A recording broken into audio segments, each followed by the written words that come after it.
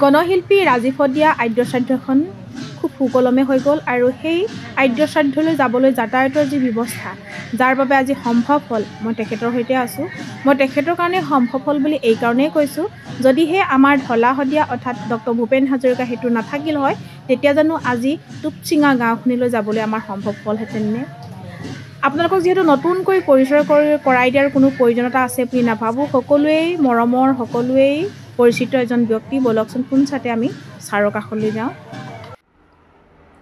সকলোকে নমস্কাৰ জনাইছোঁ আৰু মই মনে মোৰ নতুন এটি ভিডিঅ'লৈ আপোনালোকক পুনৰ এবাৰ স্বাগতম জনাইছোঁ।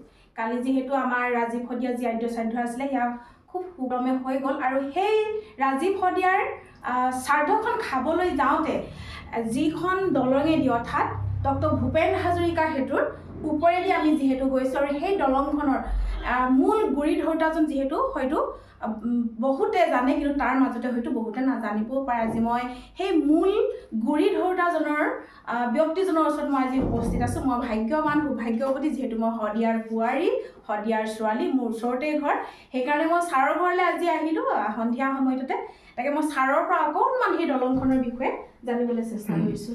অকণমানি কৈ দিয়ক ছাৰ, আপোনাৰ সেই দলংখনৰ শদিয়াৰ ৰাইজে যেতিয়া মোক বিধায়ক হিচাপে নিৰ্বাচিত কৰিছিল প্ৰথমবাৰ, তেতিয়া মই জয়লাভ কৰাৰ পাছত শদিয়াৰ ৰাইজে মোক আদৰণি জনাইছিল, গামোচা পিন্ধাইছিল। মই খুব আৱেগপ্ৰৱণ মানুহ, খুব অনুভূতিপ্ৰৱণ মানুহ। গতিকে যেতিয়া মোক আৰু তেতিয়া মই 30 বছৰ বয়স, মোৰ 30 বছৰ বয়সত বিধায়ক হৈছোঁ, মোক গামোচা পিন্ধাইছে, সাংঘাতিক পৰিৱেশ।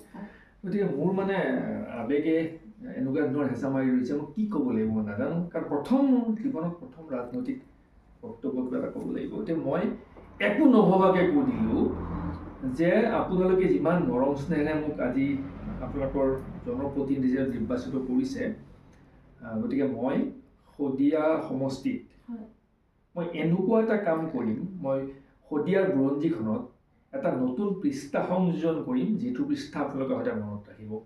আচলতে মই এনেই কৈ দিলোঁ, মই কি কৰিম, মই ৰাজনীতি নাজানোৱেই। জাষ্ট মই 30 বছৰ বয়স MA পাছ কৰিছোঁ, কৰি MLA হৈ গ'লোঁ, একো বুজি নাপাওঁ, কৈ দিলোঁ। কিন্তু কথাষাৰ মোৰ মনত ক্ৰিয়া কৰিছে অভ্যন্তৰ, যে মই কিবা এটা বুৰঞ্জীৰ নতুন পৃষ্ঠা লিখিম বুলি ভাবিছিলোঁ, কৈছিলোঁ মই কি কৰিম। প্ৰথম কাৰ্যকালটো পাৰ হৈ গ'ল। মই ভাবোঁ মাজে মাজে যে শদিয়াত যদি এখন দলং হ'লহেঁতেন, কাৰণ মানুহৰ তাত যাতায়াতৰ অসুবিধাতে প্ৰধান অসুবিধা, যোগাযোগ ব্যৱস্থা নাই, ফেৰী পাৰ হৈ আহিব লাগে, গধূলি ফেৰী নচলে, বাৰিষা হ'লে ফেৰী নচলে, পানী বাঢ়িলে ফেৰী নচলে, সাংঘাতিক অৱস্থা।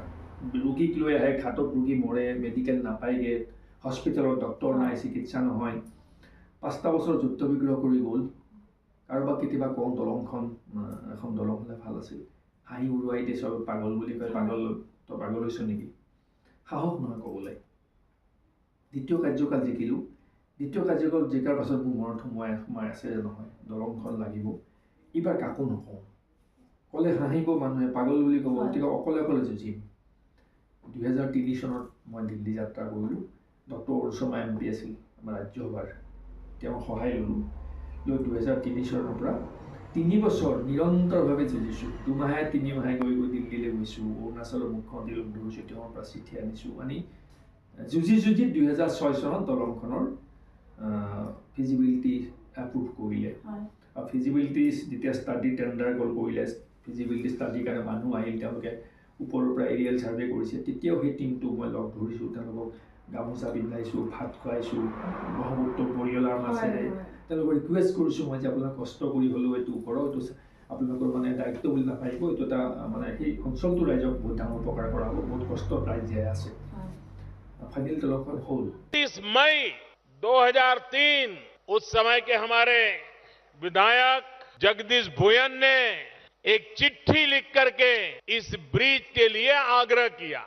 হয়তো বহুতেই নাজানিলেহেঁতেন যদি প্ৰধানমন্ত্ৰী নৰেন্দ্ৰ মোদী ডাঙৰীয়াই দলংখন উদ্বোধন কৰিব আহোঁতে তেখেতৰ ভাষণত যদি মোৰ কথাটো কৈ নগ'লহেঁতেন যে সেইজন মানুহে প্ৰথম দলংখনৰ কাৰণে চেষ্টা কৰিছিল, তেতিয়াহ'লে হয়তো সময়ৰ বুকুত গোটেই কথাটো হেৰাই গ'ল। আপুনি মই কৈ থকা কথাখিনি সেই পাগলসকলে কৈ আছে বুলি হয়তো আজিও আপোনাক সেই তেতিয়া যিসকলে আপোনাক পাগল বুলি কৈছিল, তেতিয়া মানে তেওঁলোকৰ ধাৰণা আছিল যে শদিয়াত একো আৰ্থিক ৰিচোৰ্চ নাই, ফাইনেন্সিয়েল ৰিচোৰ্চ নাই, তাত দলং এখন ইমান দীঘল দলংখন তাত কিয় হ'ব, এইটো এটা স্বাভাৱিকভাৱে মনলৈ অহা কথা এটা।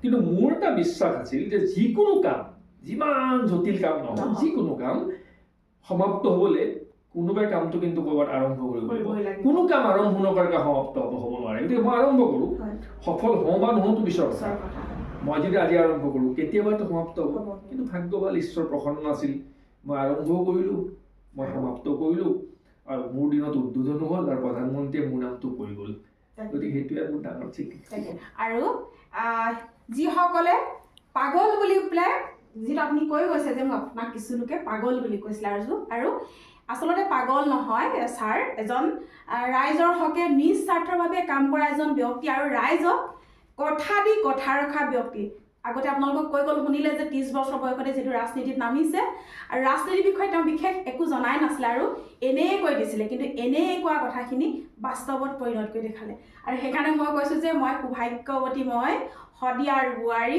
শদিয়াৰ ছোৱালী আৰু যিহেতু ছাৰ আমাৰ লগত আছে ভাল লাগিল ছাৰ আহিলোঁ আপোনাৰ ওচৰত আকৌ এবাৰ লগ পোৱাৰ ঠিক আছে